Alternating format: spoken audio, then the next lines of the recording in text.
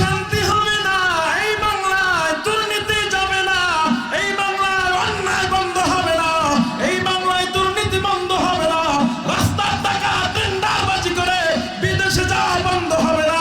বন্ধ হবে কখন? ইসলাম ক্ষমতায় যাবে যখন।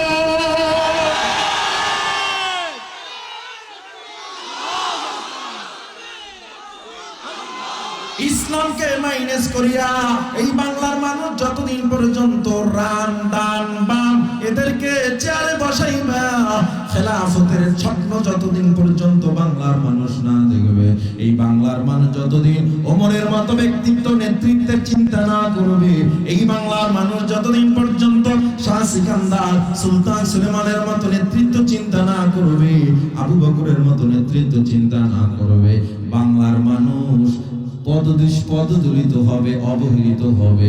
গরিবের টাকা মাইরা সবাই কলা গাছ আঙ্গুর ফুলে কলা গাছ বিজের যাবে, তবুও বাংলার মানুষ শান্তি পাবে না। ঠিক কিনা স্যার বলেন? এদের যদি সুন্দর করতে চাও ওলামায়ে কেরামের হাতে নেতৃত্ব দাও, কারণ ওলামায়ে কেরাম কারা? ওই কোরআন পড়ে ওলামায়ে কেরাম হয়েছে যারা। ঠিক কিনা স্যার বলেন? ওই কোরআন পড়ে কি নাম? কোরআনে কিছু নাই। আমি বলছি কোরআনে আছে।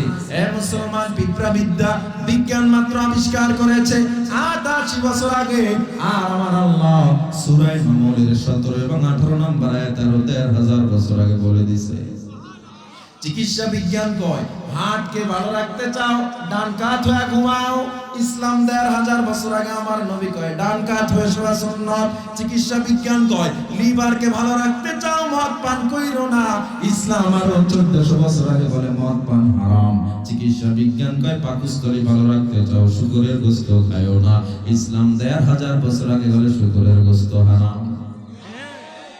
শুধু তাই, আমার তো সময় নেই, শুধুমাত্র কোরআন বিজ্ঞানে আলোচনা করলে রাত পার হয়ে যাবে।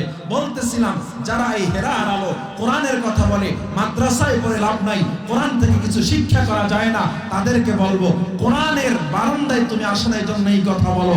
যারা কোরআনের নূরের মধ্যে একবার ডুব দিয়েছে তারাই বুঝেছে কোরআনের মধ্যে আল্লাহ কি দিয়েছে। এই কোরআন দ্বারা রাষ্ট্র চালানো যায়, এই কোরআন দ্বারাই পরিবার চালানো যায়, সমাজ চালানো যায়, আন্তর্জাতিক অর্থনৈতিক প্রত্যেকটা বিষয়ে কোরআন থেকেই সর্বশ্রেষ্ঠভাবে সর্বশ্রেষ্ঠ নীতিতে চালানো যায়। এটা তুমি যতদিন পর্যন্ত না বুঝবা এ বাংলা অন্যায় দূর হবে না, অত্যাচার দূর হবে না, হত্যা দূর হবে না। শুধুমাত্র ১৬ বছরের দোষ দিলে হবে না। আমি বলি ৫৩ বছরে আজ পর্যন্ত বাংলার মানুষ পরিপূর্ণ স্বাধীনতা পায় না। হ্যাঁ, ১৬ বছরে আমরা ছিলাম আইসিইউতে, এর আগের টাইমে ছিলাম লাইফ সাপোর্টে। এই তো ঠিক কিনা? এ দেশকে সুন্দর করতে হবে, নেতৃত্ব আসবে সামনে। দেশ কারো দাদার না, দেশ কারো বাবার না, দেশ আমার, আমাকে সুন্দর করতে হবে। নেতৃত্বে নামাজি বান্দা লাগবে। ঠিক কিনা জোরে বলেন? দেশটা আমারই তো কারো বাপের বেটা, করবে মন চাইলেই যখন যেটা। দেশটা লক্ষ মায়ের ইজ্জতেরই দামে কেনা, মাটিতে মিশে আছে লাখ শহীদের রক্ত কণা। দেশটা লক্ষ মায়ের ইজ্জতেরই দামে কেনা, মাটিতে মিশে আছে লাখ শহীদের রক্ত কণা। শহীদের রক্তের দামে কেনা আমাদের সোনার ভিটা, শহীদের রক্তের দামে কেনা আমাদের সোনার ভিটা। তবে কেন অভ্যাস হলো বিদেশিদের চরণ চাটা, দেশটা নয়তো কারো বাপের ভিটা, করবে মন চাহিলেই যখন যেটা।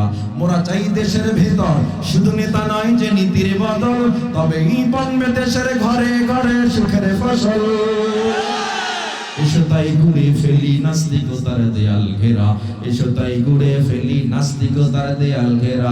হবে না শান্তি দেশে কোরআনেরই শাসন ছাড়া, হবে না শান্তি দেশে ইসলামেরই শাসন ছাড়া। কোরআনের আইন যতদিন না পর্যন্ত অন্তরে আপনি লালন করবেন, খেলাফত লালন না করবেন, শান্তি আশা করা যায় না। এজন্য অনুনয় বিনয় করব যুবক ও বৃদ্ধ বাবারা, সবাই একটা বিষয় ঐক্যবদ্ধ হব, নিজে নবীর আদর্শ মানব এবং এই নবী যেই কোরআনের ধারক বাহক, ওই হেরার আলো আমার ঘরে পৌঁছাবো। সন্তানকে মাদ্রাসায় পড়ায়া কোরআনের নূর তার সিনায় ঢোকানোর চেষ্টা করব, পারবো তো ইনশাআল্লাহ। এই সংক্ষিপ্ত সময়ে দুইটা বিষয় আমি আপনাদের বোঝাতে চেয়েছি। আমার নবীর আদর্শ এবং কোরআন। নবীজি বিদায় হজের সময় বলে গিয়েছিলেন, তোমাদের জন্য দুইটা জিনিস রেখে গেলাম, এক রাখলাম কোরআন আর এক রাখলাম সুন্নাহ। এই দুইটা জিনিসকে যদি তোমরা আঁকড়ায় ধরতে পারো, দুনিয়ায় সফল, আখিরাতেও সফল। আল্লাহ কবুল করেন। জোরে বলেন আমিন।